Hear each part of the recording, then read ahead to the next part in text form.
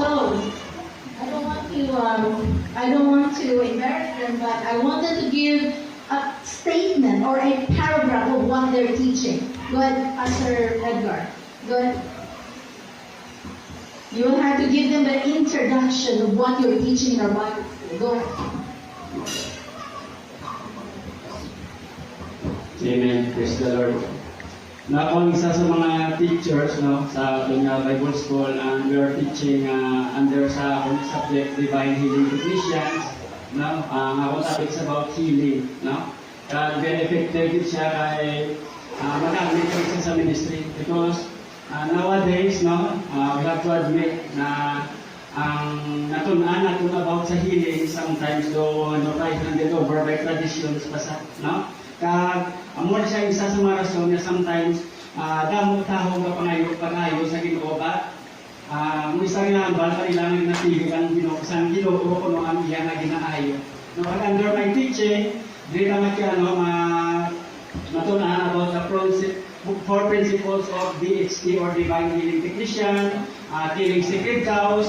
Ang secret cows, ang mga isang terms na ginagamit naman sa mga traditions, for example, one of the secret cows na kung hindi mo pag-unahon natin si Jesus hindi ka ginamagayo.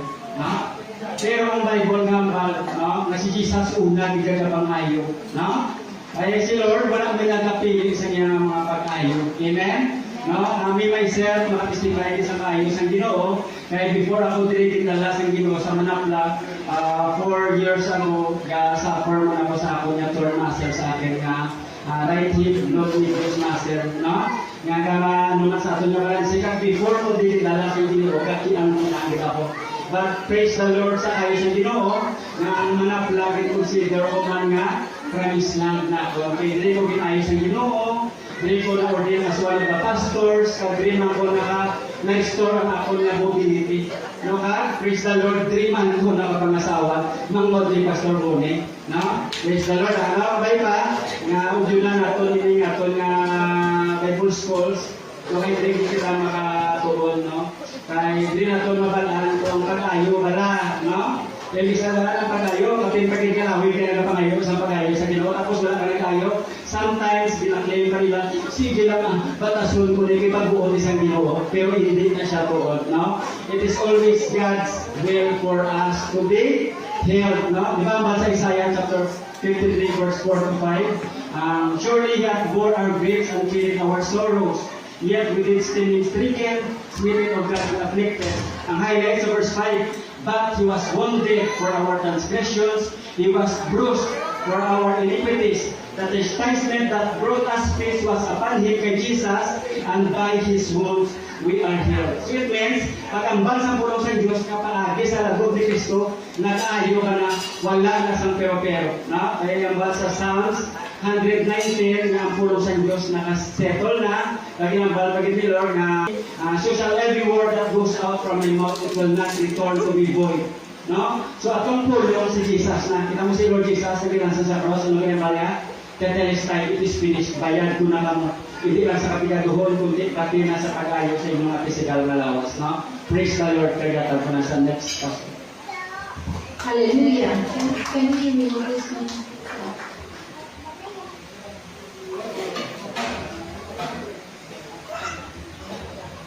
Okay, that's divine healing. Praise the Lord. Who are we? We're nobody. But when God is in you, when the Holy Spirit is in you, you are big. Okay? Because, I am the Lord your God. Is there anything too hard for me? No? Wala simple sa Panginoon. So now let's hear, Pastor Edgar, dito kakatayo ka. And then, let's hear Pastor Chriselle. She's going to give a bird's eye view of what a new man is, what she is teaching in our Bible school. Amen. Praise the Lord. So, ako naman ang ma-share ko sa inyo is about, I have at least 10 minutes now to share with you guys. Ang topic at 2 minutes only. So, nabitan natin may i-testify ito about sa new man, how God transformed me. Kaya ang new man is, may harap din yung verse, pinaka namin din, ang 2 Corinthians chapter 5 verse 17. Ang sa diyan nga ba na, Therefore, if anyone is in Christ, he is a new creation. The old has gone, the new has come. Amen. So, ang kabuhi ko is a living testimony of how God transformed me. Kaysa muna, no, kung maluluman ko ako ng kabuhi sa muna is, I am a disappointment, no? I am a failure sa aking family, no? Naduluman ko sa una, naglayas ko kuya sa balay. 2015. Naglayas ko sa balay. Ang plano ko sa una yan, malagyo ko sa responsibility, fresh graduate ko that time. Malagyo ko sa pressure sa ako ng mga ginagawa sa akin. And the moment, no, nasakay ko sa bus, grabe si Lord. Nakita ko mismo ako na may dito sa terminal ng bus. So, nabalaan niya na nakita ko siya. Kaya siya subukan ako niya may nagapamatik na. Malapitan ko siya. Ang ginhimo ko, nagduko ko. Nagduko ko may hindi ko gusto na makita niya ko. Kaya malaglayas ko ganit. Para mamit ko ang akong boyfriend sa muna, subok bana ko na si Pastor. Hallelujah. Grabe si Lord. No, plano ko yan sa muna, malagyo ko sa mga responsibility, but ang plan ni Lord sa akong islamin. Amen? Ang plano ni Lord sa akong islamin. Hallelujah. Praise the Lord. So, amo na siya ako nga mag-share, no? Nga sa, kung ano ka sa una, no? The moment kung ano ka sa una, check ko ina a verse, no? Nagkamatuod ina sa kabuhi ko nga old has gone and the new has come sa kabuhi ko. In the year 2020, pandemic na time, nagapungko ko sa amon nga hagdan sa pertahan. Gimbuksan sa Ginoo ang ako ng mga mata. Namulat ko sa kapigaduhon. Wala work nga akong gabana. Ang amon balay guba. Naghululso ko sa ginhimo ko sa akong mga parents. Then that time, nakipagkasundo ako kay Lord. Ang bago, Lord, tagain ko another 5 years. No? That year is 2020. 2015 ko na-graduate, 5 years na ginagawa ni Lord sa ako naging kuyangan ko. Ang bago kay Lord, tagain ko another 5 years. Hinahatagan ko ni Lord another 5 years, and now I am here standing in front of you, testifying the goodness of God. Amen. Hallelujah. That time, year 2020, yung surrender ko tanan kay Lord. Ang bago, Lord, tanan nga failures to Lord, ginahilaw sulan ko. Ang disappointments ng parents ko sa akong Lord God, hallelujah, yung surrender ko tanan sa iyo. Tanan nga dreams, tanan ko ng handong, yung surrender ko tanan kay Lord. No, that is the thing yan, pinaka-importante sa tanan, once again surrender ko kay Lord. Dahil ito ang pisa ang transformation. Hallelujah. Si Lord mismo mag-transform sa imo. And the moment, no, i-transform ko ni Lord, ang blessing nagasunod-sunod. Hamakin mo ang balay ng mga sinagaran, pinapakayo sa buong ni Lord. Hallelujah. Praise the Lord. And, hindi lang na magiging certified event trainer pa kami. Galing pagpapamahayo ni Lord sa aming mga kabuhay. No? Ang pinaka-main point ng lagi si surrender mo kay Lord ang tanan. Kaya if anyone is in Christ, He is a new creation.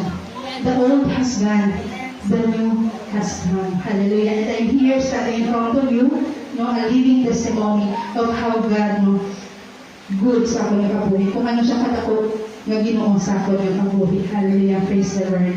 That will be all. Thank you. Glory to God. Praise God. Okay. All right. Praise the Lord. Pastor Anena, I want you dito ka para makita ka. Then you'll have a picture with the mayor afterwards. Thank you, Dr. Nenma. Good morning, everyone.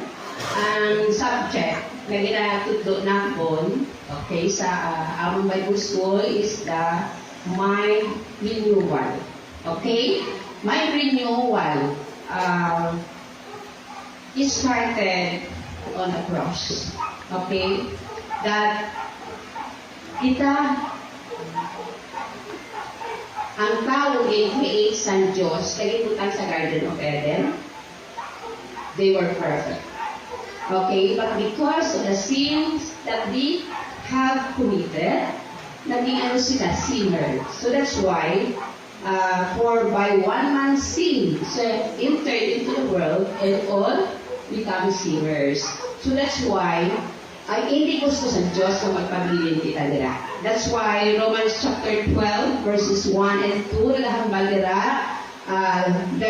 I beseech you therefore, brethren, by the mercies of God, that you present your bodies a living sacrifice, holy, acceptable unto God, which is your reasonable service. Ang bato langit sa Diyos sa aton is the life that He designed for us. Amen? And verse 2 says, be not conformed to this world, but be ye transformed by the renewing of your mind. Always ulit pinapamangkot, even in the Bible stories I am teaching right now, kasi mo ang nagahimo sa pag-renew sa mind mo. Usually sa bat the Holy Spirit. Okay? Pero ilang taon mo nila ang verse na gahambal, be transformed by the renewing of your mind. Ano ko sila? You are the one. Nasa di mag-renew sa mind mo. Kaya nila sa sinanga subject, kataganggit sa ginatawag na klaro emphasis, ang ginatawag bala, masagiin, ang isa ka tao, no, bisa hands mo kada, isa maramuyuan mo kada, kung hindi siya gusto niya mag-change, hindi na siya. That's why, mga Christians, they're Christians. They came as a Christian. Pero until now, their lives as not Christians. Why? Because of that.